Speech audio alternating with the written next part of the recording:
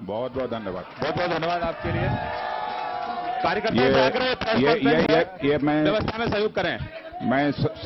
एक मिनट, आप शांत हो जाइए। मैं यहाँ जो भी कार्यकर्ता मौजूद हैं उन्हें इस बात की जानकारी है कि यह प्रेस कॉन्फ्रेंस है और इसलिए यहां पर कोई नारेबाजी नहीं होनी चाहिए। नंबर एक, कोई आवाज नहीं निकलनी चाहिए। और सामने प्रेस के लोग बैठे हुए हैं। रुक जाए, प्रेस के लोग बैठे हुए हैं। मैं आप सभी कार्यकर्ताओं से ये अपील करता हूं कि धीरे धीरे करके आप सभी कार्यकर्ता बाहर चले जाएं। जो प्रेस के लिए अपेक्षित हैं केवल वही लोग यहां पर रहेंगे। दरवाजा खोलिए, धीरे धीरे सबको बाहर जाने दीजिए। चलिए, मैं बाहर आ जाता हूं, फिर वहां पर नारेबाजी होगी, सब कुछ होगा। प्रेस कॉन्फ्रेंस में ऐसा नहीं होता है। चलिए, सबको बाहर निकालिए, धीरे धीरे बाहर हो जाइए, कार्यकर्ता बाहर हो जाएं। माननीय अध्यक्ष जी आपसे आग्रह कर रहे हैं और आप बाहर हो जाइए, तो बाहर हो जाइए। कार्यकर्ताओं को धीरे धीरे व्यवस्था में आप सब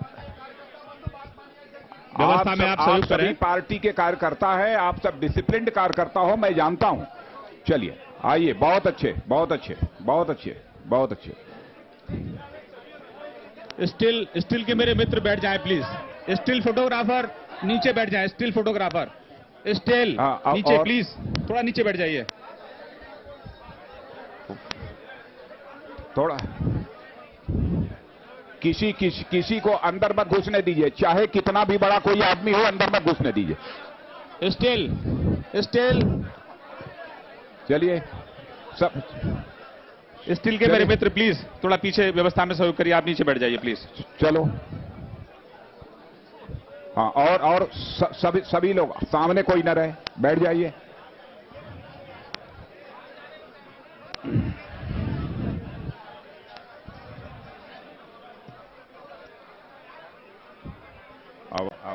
आवाज इसकी ठीक नहीं है क्या? कुछ थोड़ा डिस्टेंस रखिए सर। सामने आवाज ज्यादा है सर, थोड़ा सा पीछे बोलिए। ठीक है।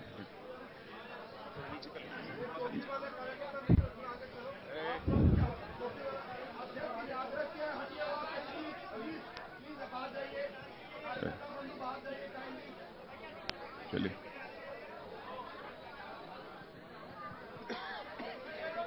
बाहर नीचे बैठ जाइए प्लीज। माननीय अध्यक्ष जी आप शुरू करें प्रेस कॉन्फ्रेंस। एक मिनट सर, हो गया बस। चलिए, बाहर हो जाइए। जब बार बार कहा जा रहा है तो अंत में निकालना ही पड़ेगा। सिक्योरिटी अंदर मत घुसने दो। चलिए। तो ये जीत का उत्साह, जीत का जोश आप देखिए, और हेडमास्टर की भूमिका में आना पड़ा है। लेक्चरर रहे हैं राजनाथ सिंह, और उसी मास्टर की भूमिका में आना पड़ रहा है। कार्यकर्ताओं को थोड़ा डांट भी रहे हैं, थोड़ा कह रहे हैं कि अपना संयम बरतिए, नारेबाजी ना कीजिए, थोड़ा बाहर निकल जाइए, ये प्रेस कॉन्फ्रेंस है। ये जीत का उत्साह मान लेते हैं, इसमें मैं ज्यादा टिप्पणी ना करूं। सुधांशु मित्तल जी हमारे साथ जुड़ चुके हैं, तो शायद वो आपने आज उद्दंड हो तो वहां से नहीं, उद्दंड तो नहीं, पर इतना जोश तो चलता है मेरे ख्याल से। चौधरी जी, वो आपने जो मुस्लिम इश्यू जो बोला था उस पर मोदी जी ने जो कहा है वो मैं कहूंगा आपको। जी कहिए, बताइए आप। बिल्कुल बात बताइए। जो आपने कहा, मोदी साहब ने बड़ी कमाल की बात गुजरात के इलेक्शन के टाइम पे कही थी। एक मुस्लिम जो ग्रुप गया था, और मैं समझता हूँ वो बात मोदी साहब करेंगे तो ये मुसलमान इनके साथ जुड़ जुए। उन्होंने ये कहा कि जफर भाई और भी लोग थे कि मुसलमान मुझे वोट नहीं करें, ठीक है, 9% है, मेरी जो स्कीम ऑफ थिंग्स है उसमें वो वैसे कोई मायने नहीं रखते। लेकिन ये बड़ा खतरनाक बयान है। सुनिए आगे क्या कहा। लेकिन 9% अगर मुझसे नफरत करता है तो मैं गवर्नेंस नहीं कर सकता, मुझे उनको साथ लेके चलना पड़ेगा। और फिर यूं कहा, हो सकता है कल मैं प्राइम मिनिस्टर बनूं, एक 15% मुझे वोट नहीं करता, ठीक है, लेकिन मुझे ये 18 करोड़ को अपने साथ लेना पड़ेगा। तो उसके लिए देश नहीं, तो आपको सिर्फ प्रतीकों में काम नहीं चलेगा ना, अब तो आपको कुछ करके दिखाना। तो कांग्रेस पार्टी 65 साल से कर रही थी ना। बात आपने बड़ी अच्छी कही। चलिए, अब राजनाथ जी शुरू हो गए हैं, फिर हम चर्चा शुरू करेंगे। चुनाव परिणाम के जो नतीजे आए हैं उनसे पार्टी का अध्यक्ष होने के नाते जहां मैं प्रसन्न हूं, मुझे खुशी का एहसास हो रहा है, वहीं पर मैं संतुष्ट भी हूं। लेकिन इस देश की जनता ने जितनी बड़ी जिम्मेदारी हम लोगों के कंधे के ऊपर सौंपी है, उसके परिणाम स्वरूप हम सबको एक उत्तरदायित्व का भी बोध हो रहा है। शायद 1984 के बाद यह पहला अवसर है कि इस देश की किसी पॉलिटिकल पार्टी को क्लियर मेजॉरिटी में हासिल हुई है। और इस स्वतंत्र भारत के इतिहास में भारतीय जनता पार्टी एक ऐसी अकेली राजनीतिक पार्टी है जिसने कि कांग्रेस पार्टी से भी अपना पॉलिटिकल स्टेचर बड़ा करने में कामयाबी हासिल की है। और पहली बार ऐसा हुआ है कि ज्योग्राफिकल और सोशल बाउंड्री को भी पार करने में भारतीय जनता पार्टी ने इस बार पूरी तरह से कामयाबी हासिल कर ली है। जात, पंथ, मजहब, वर्ग, इन सब सारी सीमाओं को पार करने में भारतीय जनता पार्टी को पूरी तरह से कामयाबी हासिल हुई है। मैं यह मानता हूं, it is a people's mandate for a change. यह परिवर्तन के लिए जनादेश हम सबको प्राप्त हुआ है। वहीं पर मैं यह मानता हूं कि भारतीय जनता पार्टी की पार्लियामेंट्री बोर्ड ने जिस नरेंद्र भाई मोदी को अपने प्रधानमंत्री के उम्मीदवार के रूप में घोषित किया था, यह मैंडेट नरेंद्र भाई मोदी की लोकप्रियता, क्षमता, प्रामाणिकता के लिए भी एक प्रकार का जनादेश है। इसमें कहीं दो मत नहीं है कि जिसे हमने प्रधानमंत्री के उम्मीदवार के रूप में घोषित किया था नरेंद्र भाई मोदी को, उन्होंने अथक परिश्रम किया है। पार्टी के सभी नेताओं ने परिश्रम किया है, लेकिन सर्वाधिक सैकड़ों रैलियों को संबोधित और सैकड़ों ऐसे अन्य कार्यक्रमों को भी जिस तरीके से उन्होंने संबोधित किया है, मैं समझता हूं स्वतंत्र भारत के इतिहास में किसी राजनेता ने इतनी रैलियों को और इतने कार्यक्रमों को इतने कम समय में कभी भी संबोधित नहीं किया होगा। हमारा यह मानना है कि यह जो चुनाव परिणाम आए हैं, इसके परिणाम स्वरूप सचमुच भारत में एक नए युग की शुरुआत हो रही है। मुझे अटल जी की वह उक्ति अच्छी तरह याद है कि अंधेरा छटेगा, सूरज निकलेगा और कमल खिलेगा।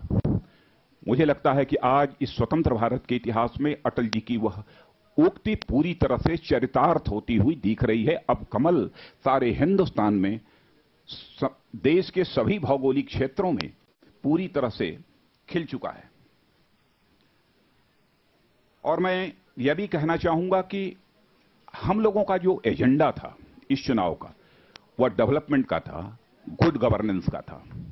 वैसे हमारे पॉलिटिकल अपोनेंट्स के द्वारा यह भरपूर कोशिश की गई है कि किसी तरीके से कॉमन मासेस के अटेंशन को यह जो डेवलपमेंट और गुड गवर्नेंस का हमारा एजेंडा है, इससे डाइवर्ट किया जा सके।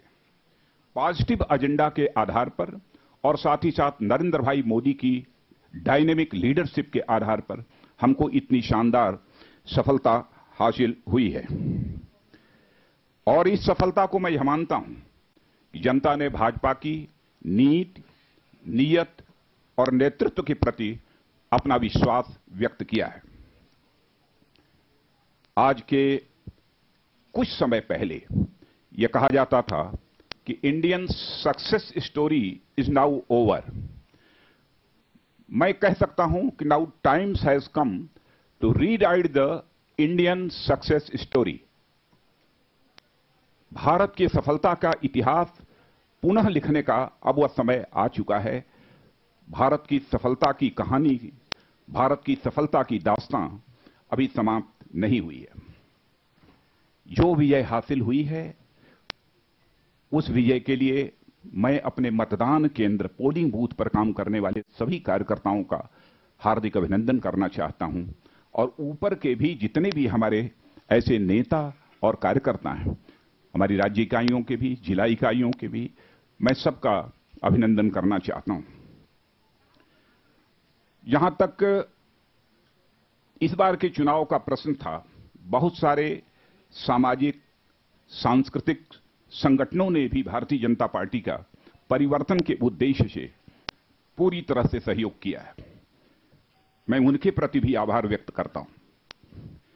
पहले भारतीय जनता पार्टी के संबंध में कहा जाता था कि भारतीय जनता पार्टी केवल एक शहरों की पार्टी है, लेकिन अब भारतीय जनता पार्टी केवल शहरों की पार्टी ही नहीं बल्कि गांवों की भी पार्टी बन चुकी है, गरीबों की भी पार्टी बन चुकी है, झुग्गी झोपड़ी में रहने वाले लोगों की भी पार्टी बन चुकी है, किसानों की भी पार्टी बन चुकी है और समाज के सभी वर्गों की पार्टी बन चुकी है। समाज का किसी भी जाति वर्ग का कोई व्यक्ति क्यों न हो, मुझे इस देश के शेड्यूल कास्ट अनुसूचित वर्ग और साथ ही साथ हमारे आदिवासी और वनवासी भाइयों का भी भरपूर सहयोग प्राप्त हुआ है। झुग्गी झोपड़ियों में रहने वाले लोगों का भी सहयोग भारतीय जनता पार्टी को प्राप्त हुआ है। इस देश के युवकों में और इस देश की युवतियों में परिवर्तन की जो यह ललक थी और उसके परिणाम स्वरूप जो सहयोग भारतीय जनता पार्टी को प्राप्त हुआ है उसकी मैं भूरी भूरी प्रशंसा करता हूं और उनका भी मैं अभिनंदन करना चाहता हूं। साथ ही देश के अपने सभी कार्यकर्ताओं से मैं यह अपील करूंगा, बहुत ही शानदार विजय हासिल हुई है, ऐतिहासिक विजय हासिल हुई है, लेकिन इस विजय के उमंग और उत्साह में संयम बनाए रखें। किसी व्यक्ति के प्रति, किसी वर्ग के प्रति किसी भी प्रकार के उत्तेजक शब्दों का प्रयोग नहीं किया जाना चाहिए, उत्तेजक नारों का प्रयोग नहीं किया जाना चाहिए, क्योंकि जो भारतीय जनता पार्टी की एक कार्यशैली है, भारतीय जनता पार्टी की जो परंपरा है, उसके प्रति पूरी तरह से अपनी प्रतिबद्धता को बनाए रखना, यही भारतीय जनता पार्टी की एक संकल्प है। इस बात का ध्यान रखें। साथ ही हमारे एनडीए के जो एलाइज हैं, मैं उनके प्रति भी आभार व्यक्त करना चाहता हूं। ऐसे हमारे 25 एलाइज हैं जिन्होंने भारतीय जनता पार्टी के साथ मिलकर चुनाव लड़ा है, जिसे हम कहते हैं नेशनल डेमोक्रेटिक अलायंस, एनडीए कहते हैं।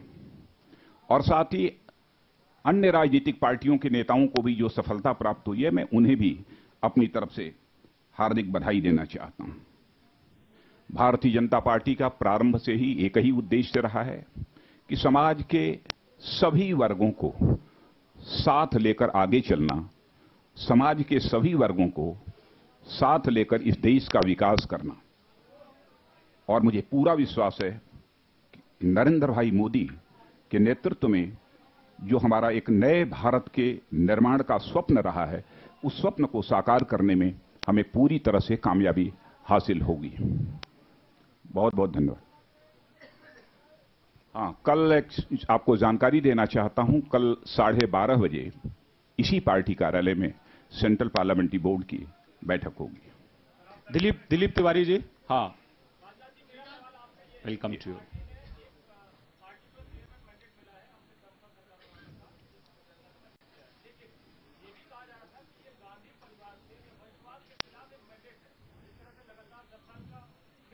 बहुत बहुत धन्यवाद। कल देखिए, केवल नेगेटिव इश्यूज के आधार पर, नेगेटिव एजेंडा के आधार पर इतनी शानदार सफलता कभी नहीं हासिल हो सकती है। मैं यह मानता हूं कि एक हमारा जो प्रूवन ट्रैक रिकॉर्ड रहा है गुड गवर्नेंस का, उसको मैंडेट यह प्राप्त हुआ है। चाहे हमने बीजेपी लेड एनडीए की गवर्नमेंट आदरणीय अटल बिहारी वाजपेयी जी के नेतृत्व में चलाई हो, चाहे आज हमारी राज्यों में जो सरकारें चल रही हैं, उनका जो गवर्नेंस का परफॉर्मेंस है, उसको देखते हुए और साथ ही साथ गुजरात में नरेंद्र भाई मोदी ने 12 वर्षों तक मुख्यमंत्री रहते हुए जिस तरीके से वहां डेवलपमेंट किया है, उसकी सराहना केवल भारत में ही नहीं बल्कि दुनिया के दूसरे देशों में की जा रही है। और सचमुच नरेंद्र भाई मोदी और भारतीय जनता पार्टी के प्रति देश की जनता ने एक भरोसा किया है और एक विश्वास किया है, क्योंकि देश की जनता का एक भरोसा और विश्वास टूट चुका था राजनीतिक पार्टियों से, राजनेताओं से। लेकिन यह इस बार के 16वीं लोकसभा के चुनाव में इस देश की जनता ने वह भरोसा और विश्वास व्यक्त किया है। मिस्टर वेंकट, मैं देश की जनता के प्रति भी आभार व्यक्त करना चाहता हूं, और इसलिए आभार व्यक्त करना चाहता हूं कि देश की जनता ने विगत कई वर्षों की अपेक्षा पोलिंग सर्वाधिक की है। पोलिंग परसेंटेज मैं समझता हूं कि इस बार बहुत ही हाई था। Mister Venkat please.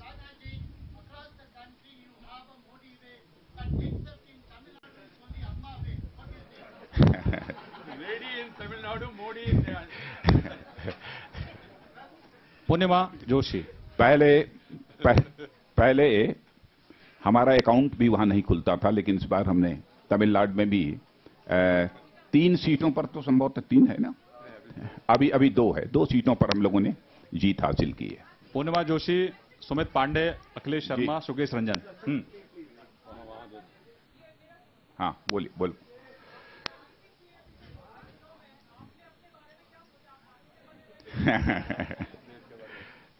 मैंने हमारे ऊपर तो पार्टी ने जिम्मेदारी दे ही रखी है। मिस्टर सुमित पांडे, एक मिनट, कमलेश जी आते हैं आकवट। कहा? हाँ बोलिए। दिए।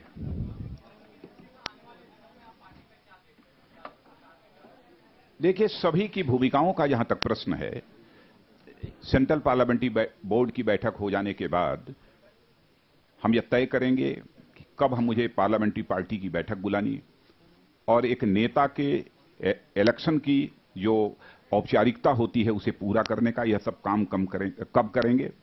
फिर उसके बाद सभी के साथ मिल बैठकर बातचीत करके परस्पर जितने भी हमारे सीनियर लीडर हैं पार्टी के, उनके साथ बैठकर सबकी जिम्मेदारी के बारे में हम लोग फैसला करेंगे। जो भी करेंगे आम सहमत के आधार पर करेंगे। अखिलेश शर्मा, फिर सुकेश रंजन। प्लीज अखिलेश शर्मा, एक मिनट भैया, एक मिनट बोलिए।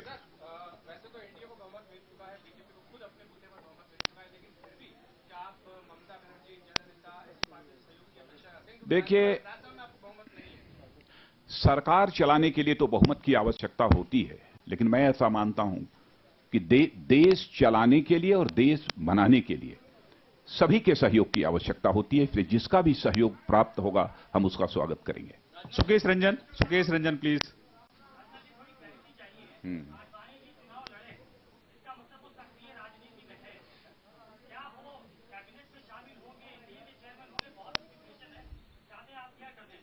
देखिए, कैबिनेट फॉर्मेशन का जहां तक सवाल है, यह प्राइम मिनिस्टर का प्रेरोगेटिव होता है, लेकिन हम सब सारे लोग मिल बैठकर बातचीत करके सब फैसला करेंगे। सुजीत ठाकुर, इसमें कहीं दो मत नहीं है कि अडवाणी जी का जहां तक प्रश्न है, अडवाणी जी का जहां तक प्रश्न है, अडवाणी जी केवल हमारे वरिष्ठतम नेता ही नहीं हैं, बल्कि हमारे वह मार्गदर्शक हैं, और उन्हें हम लोग अपने गार्जियन के रूप में ट्रीट करते हैं। और मैं यह कहना चाहता हूं कि भारतीय जनता पार्टी को एक भारत की राजनीति में एक हाइट देने में श्रद्धेय अटल बिहारी वाजपेयी और श्रद्धेय अडवाणी जी ने बहुत ही महत्वपूर्ण भूमिका निभाई है।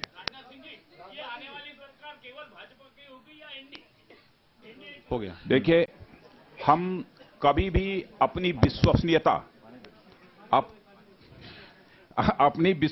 अपनी क्रेडिबिलिटी पर क्वेश्चन मार्क नहीं लगने देंगे।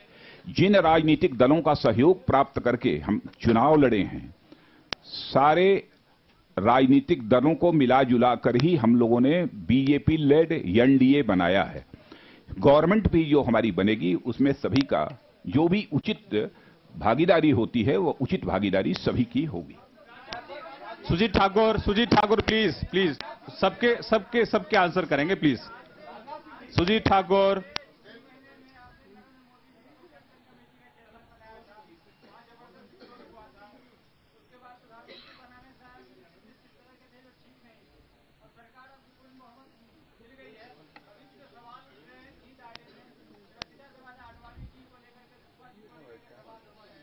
देखिए, ऐसा है कि जो कुछ भी फैसला किया था मैंने, वह आम सहमत के आधार पर किया था। वह मेरा केवल व्यक्तिगत फैसला नहीं माना जाना चाहिए, आम सहमत के आधार पर किया था। रीमा पराशर,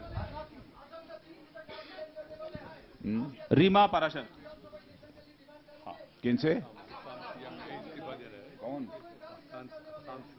अच्छा, विधानसभा चुनाव के लिए डिमांड करेंगे? नहीं, देखिए, अब वहां कांग्रेस की गवर्नमेंट है असम में, वहां चीफ मिनिस्टर त्यागपत्र दे रहे हैं या क्या कर रहे हैं, या कांग्रेस का इंटरनल अफेयर है, इस संबंध में मैं कोई कमेंट नहीं करना चाहूंगा। रीमा पराशर।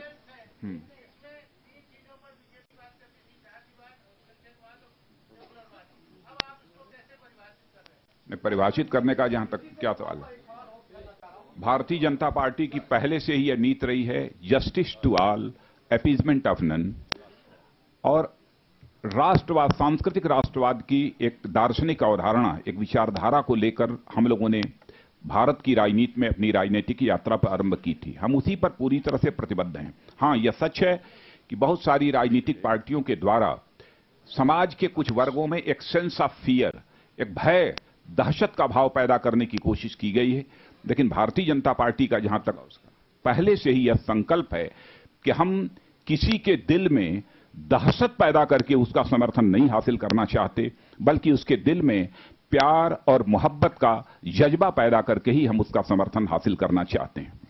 रीमा पराशर, फिर हरीश लखेड़ा। जी,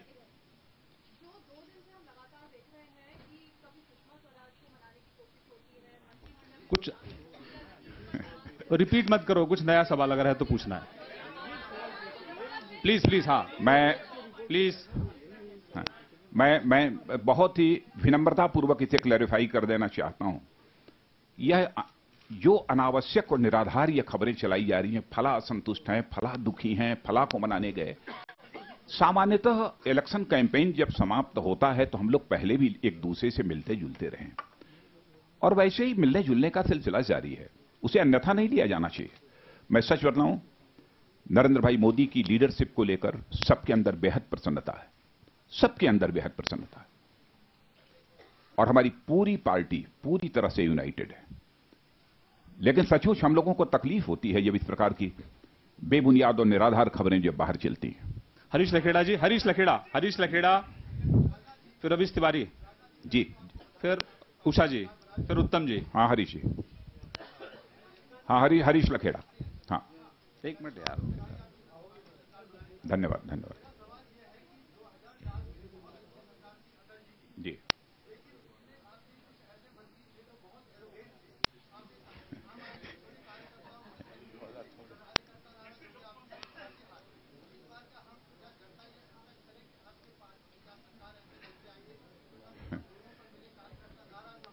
देखिए, मैं पार्टी का अध्यक्ष हूं, मेरे अंदर बिल्कुल एरोगेंस दिखाई देता है? नहीं। तो ऐसे ही हमारे पार्टी के किसी कार्यकर्ता में किसी प्रकार का कोई एरोगेंस नहीं आने पाएगा, यह बात मैं विश्वास के साथ कह सकता हूं। और एक मिनट प्लीज, और मैंने देश के अपने सभी कार्यकर्ताओं से अपील की है कि यह उत्साहवर्धक, उत्साहजनक माहौल में वह पूरी तरह से संयम बरतें, उत्तेजक शब्दों का प्रयोग न करें। तिवारी जी पूछो ना यार प्लीज।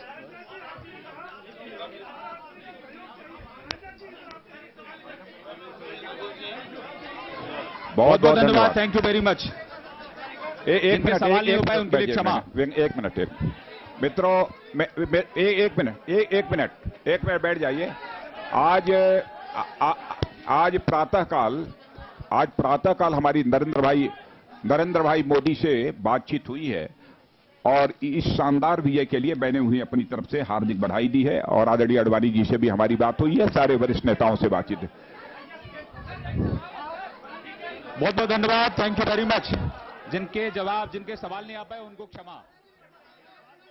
तो बीजेपी के अध्यक्ष राजनाथ सिंह प्रेस से मुखातिब होते हुए, और कोई ऐसी बात नहीं कही अभी हम जिस पर चर्चा करें, लेकिन चर्चा का सिलसिला हम बढ़ाएं उससे पहले एक और खास मेहमान हमारे साथ जुड़ गए हैं। बीजेपी के सुधांशु मित्तल हमारे साथ हैं। और सुधांशु जी, यहां पर चर्चा हो रही थी, जीत की आपको हार्दिक शुभकामनाएं हैं, जबरदस्त जीत है, इसमें कतई कोई दो राय नहीं हो सकती। आज एक अहम करवट ले रही है भारतीय राजनीति। ऐसे में इस जीत में एक आंकड़ा जो खटकता है, बाकी सब कुछ आपके फेवर में है, वो ये कि सिर्फ 9% मुसलमानों ने आपको वोट डाले। क्या एक सामाजिक समरसता कायम करना बड़ी चुनौती होगी? महंगाई है, भ्रष्टाचार है, रोजगार है, ये तमाम चीजें हैं, ये तो हैं, लेकिन साथ ही साथ सामाजिक ताना बाना बना रहे, हेल्दी रहे, क्या ये एक बड़ी चुनौती है? एक तो मुझे नहीं पता कि आंकड़ा 9% का कहां से आया। दूसरा, अगर 9% ने करा है ना, तो हम लोगों का प्रयत्न ये रहेगा कि अपना कार्य ऐसा करें जिससे आज जो 9% है वो 50% जी, वही बात। अच्छा सुनिए, अब कार्य में भी बताता हूं मैं आपको। कार्य टोकनिज्म पे नहीं चलेगा, संकेतवाद पे नहीं चलेगा। 4 आपने मौलवी खड़े कर दिए हर मीटिंग में और कह दिया कि मुसलमान हो गए, ऐसा नहीं। देखिए, मुसलमान को भी प्यास चाहिए, प्यास लगती है, उसको भी भूख लगती है, महंगाई उसको भी कचोटती है, शिक्षा उसको भी चाहिए, विकास उसको चाहिए, तरक्की उसको चाहिए। जब तक आप जात की राजनीति ना करके, धर्म की राजनीति ना करके इंसानियत की राजनीति नहीं करेंगे, तब तक कुछ नहीं होगा। नरेंद्र भाई ने एक बड़ी अच्छी चीज। सुधांशु जी, मैं आरएसएस से भी हमें कुछ विचार सुनने को मिल रहे हैं। आरएसएस वाले अमूमन कम बोलते हैं। होसबोले साहब क्या कुछ टिप्पणी दे रहे हैं, सुनते हैं। प्रशासन तथा सुरक्षा तंत्र, इन सभी की भूमिका अत्यंत संतोषजनक रही है। निर्वाचन के कालखंड में विचारों का खंडन मंडन, व्यक्तिगत आरोप प्रत्यारोप हुए होंगे। हमारा विश्वास है कि चुनाव प्रक्रिया के पूर्ण होने के साथ ही सामान्य सौहार्दपूर्ण वातावरण निर्माण करने का सकारात्मक प्रयास सभी लोग करेंगे। समस्त देशवासियों ने आज तक जिस संयम का परिचय दिया है, ऐसा ही सौहार्दपूर्ण वातावरण बनाने में सभी लोग अपनी भूमिका निभाएंगे, ऐसी विनम्र प्रार्थना है। करोड़ों देशवासियों ने परिवर्तन की आकांक्षा व्यक्त की है।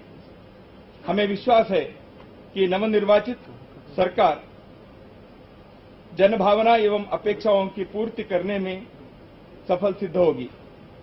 हम सभी के सहयोग से वैचारिक, सामाजिक और धार्मिक भिन्नताओं से ऊपर उठकर भेदभाव और विषमतापूर्ण व्यवहार से मुक्त होकर शोषण मुक्त और समरस समाज निर्मित की दिशा में एकात्म भाव बनाए रखने में नवनिर्वाचित सरकार सफल सिद्ध होगी, ऐसी हम आशा करते हैं।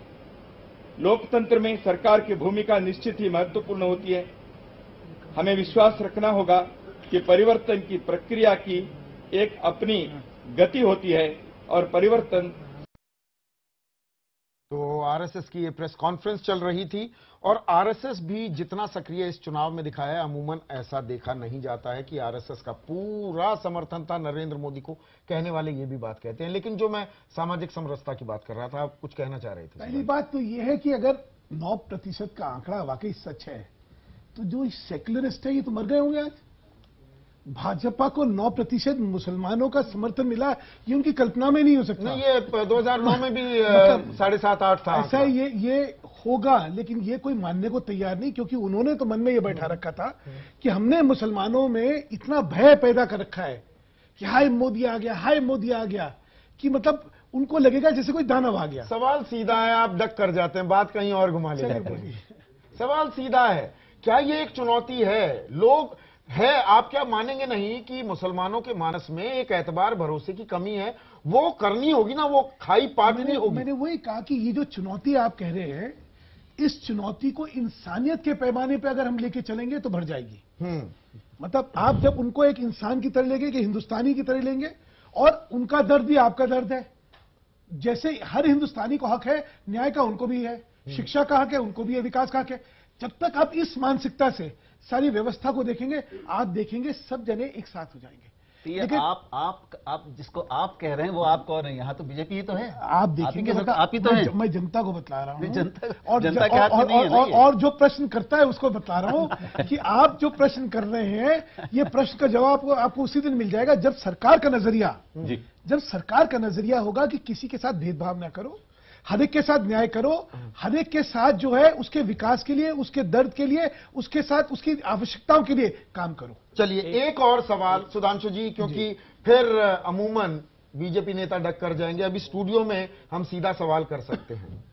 आप लोग ये कहते थे बहुमत में हमें आने दीजिए, जो आप आते दिख रहे हैं, तो 370, यूनिफॉर्म सिविल कोड, राम मंदिर का मुद्दा, तब हम कुछ कर पाएंगे। हमारे पास नंबर नहीं आते हैं, इस बार नंबर आ गए, ये एजेंडा में होगा। अच्छा, पहली बात तो ये बताइए नंबर कहां से आ गए? 281। सर आप तो कानून बड़ा अच्छा तो समझते हैं, आप जो है संविधान समझते हैं। कोई भी कानून बनाने के लिए ना केवल लोकसभा में आपको चाहिए, आपको राज्यसभा में भी चाहिए होता है। और आधी जहां पे आपको संविधान का संशोधन करना चाहिए, उसमें 2/3 चाहिए होती है। वो स्थिति है क्या? जो स्थिति है ही नहीं, उसके बारे में चर्चा चौधरी साहब, करनी है। इसका जवाब मोदी साहब ने दिया। हाँ, मोदी साहब को पता नहीं लोगों ने मिस कर गए। नई दुनिया ने भी इंटरव्यू लिया 10 दिन पहले, उसमें ये सवाल पूछा मोदी को, तीनों सवाल पूछे। तो मोदी साहब ने राम मंदिर के बारे में यूं कहा कि हमने ये कहा है कि कॉन्स्टिट्यूशन की फ्रेमवर्क में जो होगा, कॉमन सिविल कोड के बारे में मोदी साहब ने ये कहा कि भाई कॉमन सिविल कोड का मतलब, जिसकी बात हमने की है, उसका मतलब ये नहीं है कि हिंदू कानून हम थोपेंगे, एक। और दूसरा, जितने इसके स्टेक होल्डर्स हैं इसके, उनके सबके साथ हम चर्चा करेंगे, उसके साथ उनके साथ एक थ्रेड बार डिस्कशन होगा। उसके बाद अगर कोई नतीजे पे सब लोग तैयार होंगे तो हम करेंगे। इसलिए हमारी तरफ से, ये मोदी ने उसमें कहा है, उस